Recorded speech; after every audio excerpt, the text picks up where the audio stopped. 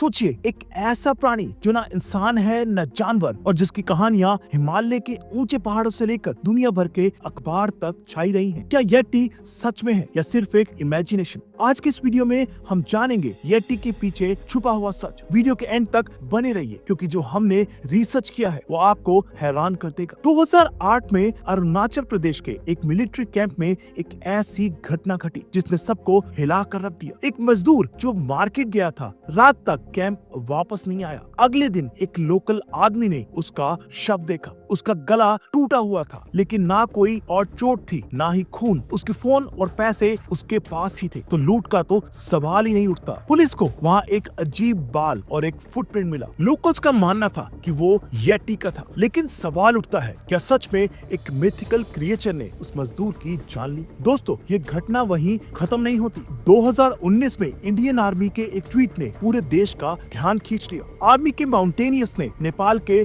मकलू base camp के पास 32 inch लंबे और 15 इंच चौड़े फुटप्रिंट्स देखे। आर्मी का कहना था कि ये मिथिकल बीस्ट येटी के फुटप्रिंट्स हो सकते हैं। ये फुटप्रिंट्स पहले सिर्फ मकलू बरून नेशनल पार्क के आसपास देखे गए थे। आर्मी ने इन फुटप्रिंट्स की फोटो ली और उन्हें एक्सपर्ट्स के पास भेजा साइंटिफिक टेस्टिंग के लिए। क्या येटी का सच समझने का वक्त आ गया था, या फिर ये सिर्फ एक मिसअंडरस्टैंडिंग थी? दोस्तों, येटी की कहानियां हजारों सालों पुरानी है। तिब्बतन और शर्पा लोक कथाएं कहती है कि येटी हिमालय के बर्फीले पहाड़ों में रहता है। शेरपास के मुताबिक येटी एक 7 से 8 फुट लंबा 180 किलो का प्राणी है, जो एक बड़े गोरिल्ला की तरह दिखता है। उसका पूरा शरीर लाल भूरा या काला बालों से ढका होता है और वो अपने दोनों पैरों पर चल सकता है। कहा जाता है कि येटी की शक्ति इतनी ज्यादा होती है कि वो बड़े से बड़े इंसान का भी सामना कर सकता है। येटी का सबसे पुराना जिक्र 12th सेंचुरी के तिब्बतन रिलीजियस टेक्स्ट मनी काबूम में मिलता है। इस किताब के मुताबिक एक बुद्धिस्ट मॉन्की और एक रॉक ऑग्रेस की शादी से येटी के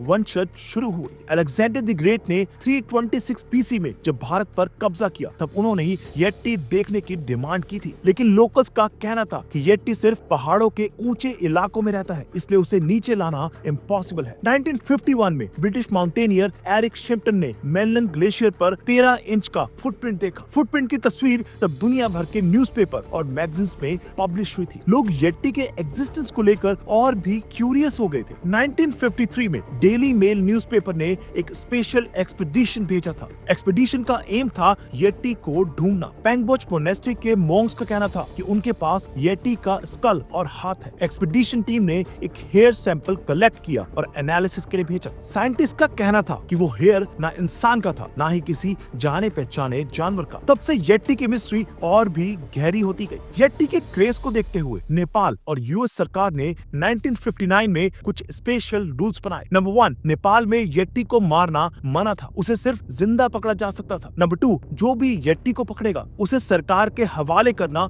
जरूरी था। नंबर 3, येटी के सभी रिपोर्ट्स और डिस्कवरीज को प्रेस में पब्लिश करने से पहले सरकार की परमिशन लेनी होती थी। लेकिन सवाल उठता है, क्या सच में येटी का एग्जिस्टेंस था या सिर्फ ये रूल्स पब्लिसिटी के लिए थे? 1957 से 1959 के बीच अमेरिकन बिजनेसमैन टॉम स्लिक ने येटी को ढूंढने के लिए नेपाल के अरुण वैली में 3 एक्सपीडिशंस की। उन्होंने कहा कि येटी के 3 प्रकार हो सकते हैं, एक सुपरनेचुरल और 2 रियल। लेकिन टॉम स्लिक अपनी रिसर्च खत्म करते उससे पहले ही एक प्लेन क्रैश में उनकी मौत हो गई। 2014 में ऑक्सफोर्ड यूनिवर्सिटी के एक जेनेटिसिस्ट ने 30 येटी सैंपल्स का डीएनए टेस्ट किया। Majority samples Himalayan brown bear के निकले। 2017 में एक और रिसर्च हुई जिसमें हेयर और बोन्स का एनालिसिस किया गया। उसके रिजल्ट्स भी वही आए, सभी सैंपल्स हिमालयन बियर्स के थे। रेनहोल्ड मेस्टर, दुनिया के महान माउंटेनियर्स में से एक, पहले येटी के एग्जिस्टेंस को एक अफवाह मानते थे, लेकिन 1986 में तिब्बत के एक जंगल में उनका सामना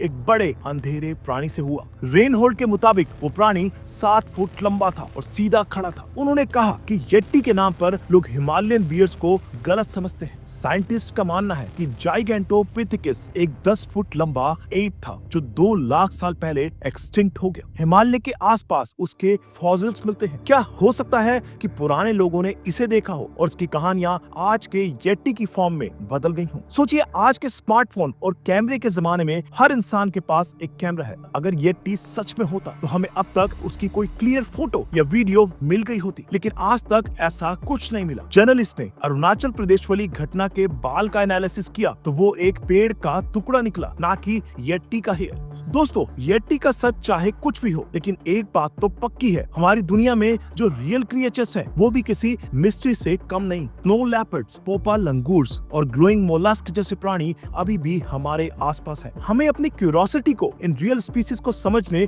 और उन्हें प्रोटेक्ट करने में लगाना चाहिए। तो दोस्तों, येटी एक रहस्य हो सकता है या सिर्फ एक दंत कथा, लेकिन हमारी दुनिया के सीक्रेट्स और नई डिस्कवरीज उतने ही फैसिनेटिंग हैं। आपका क्या मानना है कि येटी सच में है? कमेंट में जरूर बताएं। वीडियो पसंद आया हो तो लाइक करें और अपने दोस्तों के साथ शेयर करें। नेक्स्ट वीडियो में हम बात करेंगे इंसानी एवोल्यूशन के बारे में। तब तक के लिए धन्यवाद।